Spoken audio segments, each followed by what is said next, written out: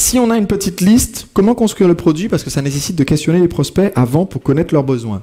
Alors pour cette personne, je lui dirais, la réponse est dans la question.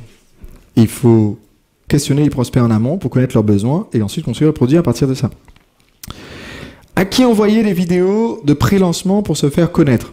Je disais, vous commencez par votre réseau faible. Si vous n'avez pas de liste, vous commencez par tous les gens dont vous avez le contact.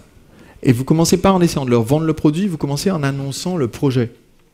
En disant, voilà, je prépare en ce moment une série de vidéos gratuites pour aider tel public à atteindre tel objectif. Et vous leur demandez, est-ce que ça vous intéresse? Est-ce que ça t'intéresse? Est-ce que tu connais quelqu'un que ça peut intéresser? Est-ce que tu connais quelqu'un qui travaille dans le domaine et qui peut m'aider à les faire connaître? Parce que quand vous faites un lancement orchestré, à la base, vous êtes la personne la plus sympa de la planète.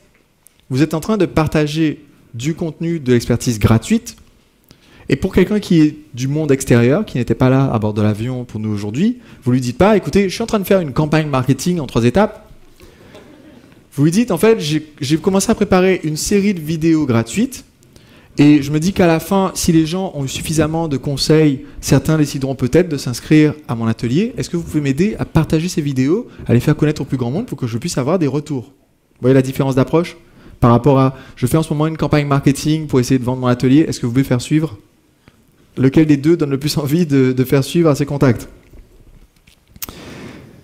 Peut-on commencer à lancer un produit avant d'avoir une liste de moins 500 prospects? La réponse est oui. Est-ce qu'on est sûr qu'on va vendre des exemplaires? La réponse est non.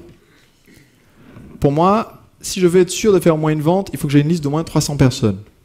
Pourquoi? Parce que voilà, un taux de conversion pas génialissime mais faisable, c'est 1%. Et c'est vraiment, là je vous donne une règle qui, selon le marché, le poids au le tarif, fluctue énormément. Mais donc si j'ai une liste de 300 personnes et que je fais 3 ventes, j'ai fait 1% de vente. Si j'ai une liste de 300 personnes et que je fais 9 ventes, je me dis, je suis plutôt pas mal.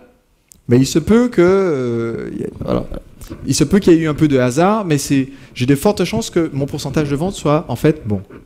Si j'ai une liste de 300 personnes et que je fais une vente ou 0 vente, là je sais que j'ai un vrai problème. Alors que si je démarre et que j'ai une liste de 30 personnes seulement qui sont en train de me suivre et que je fais la proposition et que je fais 0 vente, comment est-ce que je sais quel est mon taux de conversion? Si ça se trouve, mon taux de conversion était de 2%, mais 2% de 30 personnes, ça fait 0,6 personnes. Et je ne sais pas si vous avez déjà essayé d'encaisser les ventes d'un demi-acheteur. Ça ne rapporte pas grand-chose. La moitié du numéro de carte bleue, ça ne sert à rien.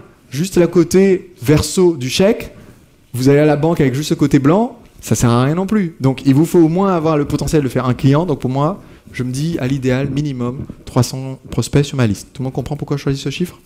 Ok.